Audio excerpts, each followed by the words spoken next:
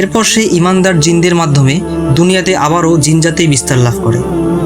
কিন্তু জিনদের স্বভাবগত উগ্রতা এবং অবাধ্যতার কারণে তারা আবার পথভ্রষ্ট হয়ে পড়ে। আল্লাহ তাআলা আবারও তাদের হেদায়েতের জন্য জিনদের মাঝে নবী প্রেরণ করতে থাকেন, কিন্তু পাপাচারী জিনেরা হয় তাদের নবীকে হত্যা করে ফেলতো, নয়তো সেই নবীকে লোভ দেখিয়ে গোমরাহ করে নিজেদের দলে সামিল করে নিত।